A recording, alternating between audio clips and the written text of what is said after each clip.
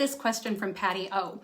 How can I stop constantly setting new daily goals and then regret when I don't achieve them at the end of the day? It's so exhausting. I agree, Patty. Hey there, Heather Moreno of Weight Breakthrough, helping women over 50 enjoy food and have the body they want so they can live the life they want. I have good news. I've got a simple, small step process anyone can use to follow through with the daily goals that you want to achieve. Let's say that you want to exercise, but you don't. Begin by walking 5 minutes, 3 days a week.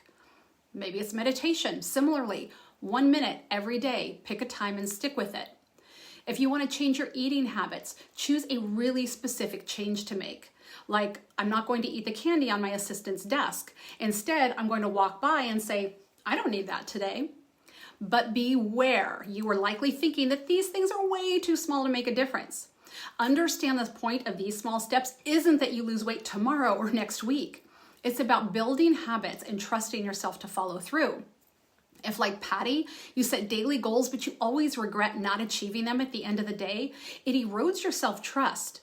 You lose confidence in your ability to follow through, and therefore you don't. Wherever you are in your healthy hottie journey, if you're struggling to stay on track, this is where change begins, and it builds, trust me.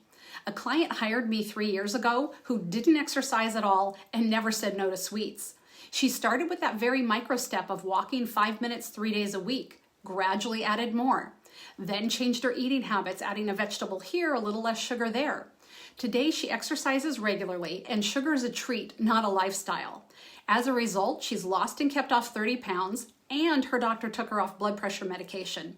That's how small steps lead to really big results. I also noticed that women sometimes make losing weight way harder than it needs to be, like forcing themselves to do things they don't want to do or constantly depriving themselves.